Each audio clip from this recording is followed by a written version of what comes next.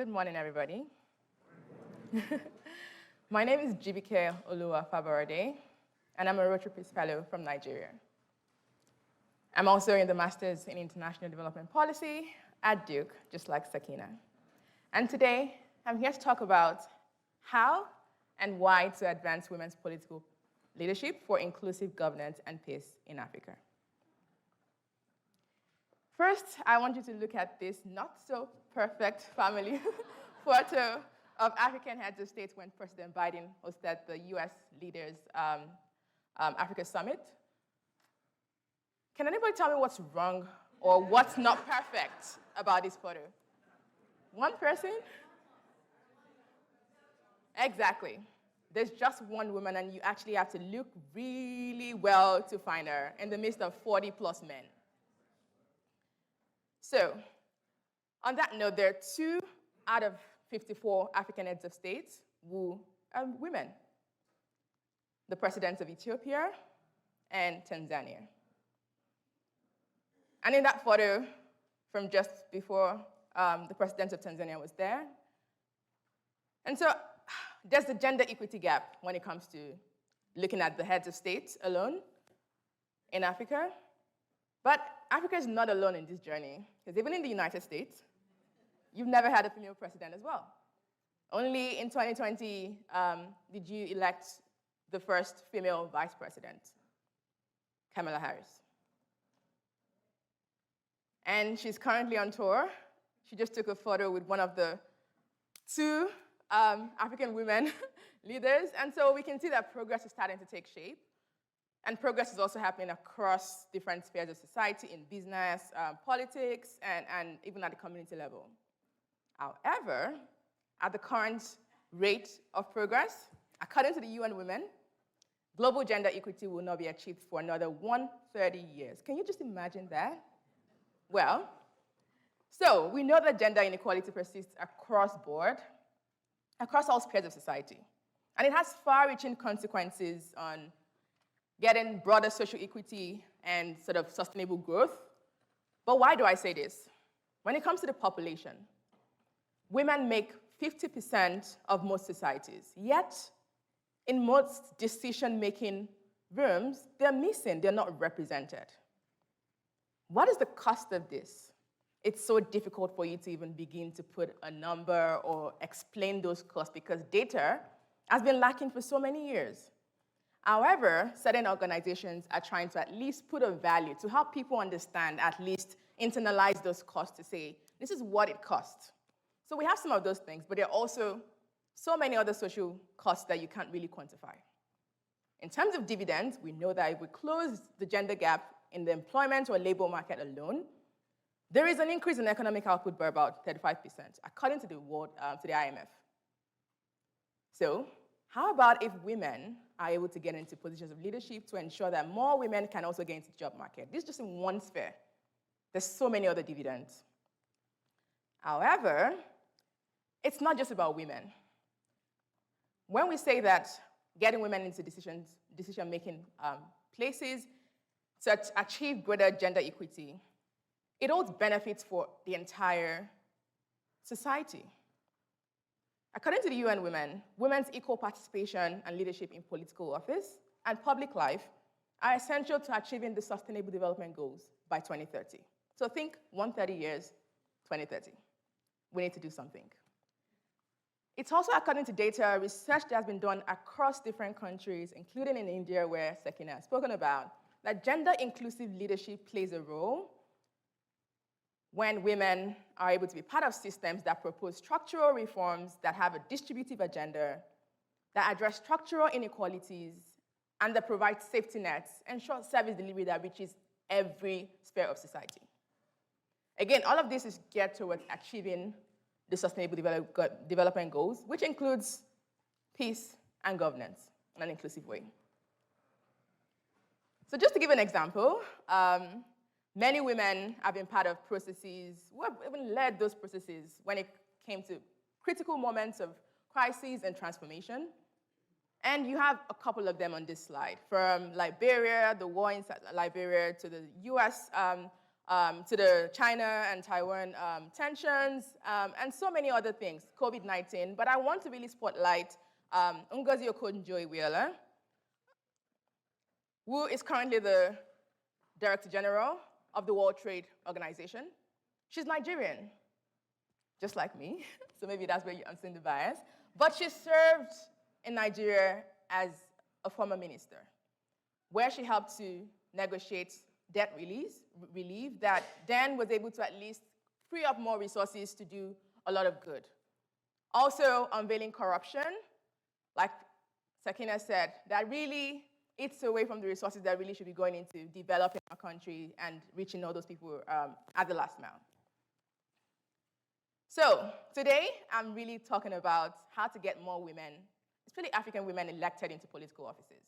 Appointive office is good, like minister, but to really put control as well in the hands of women to get everybody on board, we need to get them into political offices. So next, I've gone through the big picture. I'm going to talk about deep dive, looking at Nigeria, which is Africa's biggest economy, and then looking at innovation through Elect Her, and looking at what next. So join me. Elect Her is a non-partisan social venture founded by my sister, Jibikeoluwa Faborode, in 2019, with a vision to see an Africa where women are equitably represented in politics and public life. To do this, addressing as a mission underrepresentation, enabling women, and democratizing politics to ensure that women can decide, run, and win elections. And my role in all of this is leveraging all of the great tools that you've made possible to me through the Rotary Peace Fellowship, learning different things about research, policy action, policy analysis, human-centered design that I used to deliver in my role as senior advisor on policy, partnerships, and growth for Elect Her. And that's a picture of both of us with our father, who I hope is listening and being proud of at least the work that we're doing. So, what is the problem in Nigeria? Despite proven agency, and you've seen an impact as well, fewer Nigerian women are getting elected. We recently had our general elections just in February and March, and you can see on the left, it shows the representation of women who actually even got to run for office at all levels of government. Can you just imagine it's at just about 10% compared to men? But on the right, when they do run, the person in the newspaper ad was on her way to being the first female governor, and even that election process also had issues. It was inconclusive, and they're going to do reruns. So what exactly are the barriers? What exactly are all the problems that we can see?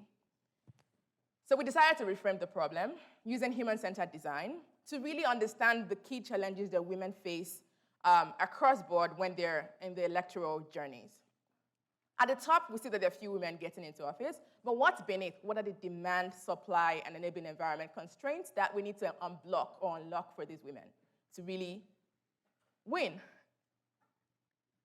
So first, one of the innovative ideas that process helped us to come up with was the launch of our Agenda 35 campaign, which is, again, a non-partisan platform that onboards women. So one, we onboard female candidates across all the regions of Nigeria, irrespective of their tribe, political parties, and sort of your position in society.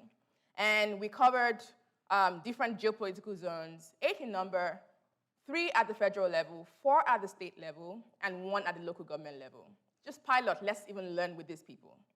And it mirrors the Emily's List in the US, and we've adapted that for Nigeria. So, just to spotlight some really good progress that we've made, out of the 4 women that we supported at the state level, 3 of them actually cinched state legislative seats. And one of them emerged as Nigeria's youngest female state legislator, Rukayat Shitu, and that's just really proud progress that we can hopefully scale in the coming years. Second is Elect Her's Policy and Research Center, which I work on heavily to bring all of the great tools that, again, I've learned at Duke to bring up evidence, help with policy advocacy to augment the behavioral change campaigns that we're running. And these are some of our products that we've done in the last 1 year to 2 years. Third is our elections and data hub to ensure that we have data. Again, bridge that gap in data. Gender-disaggregated elections data that not only helps us on advocacy to get more women into office, but also provides women at all levels of the community access to information where they can make their own decisions about who to vote for and how to keep supporting the mandates of these people. In terms of milestones and next steps, we've been able to secure about over $4 million in funding commitment from over 10 donors, and we've been able to implement over 12 different projects of different skills, which is good, 2019 to 2023. It's been a unique story that I'm proud to be part of. And in terms of next steps, we're going to be reflecting on our work so far, adapting what we've done to see where we can improve, and we're going to be amplifying our successes across Africa to see how we can get others to also join us and complement our work. So, bridging the gap requires all hands on deck. And thankfully, Rotary is already playing a huge role. That's me in the photo. I'm not president yet, at least. But I'm going to ask another question. Can anybody think, do you think I could be in that seat?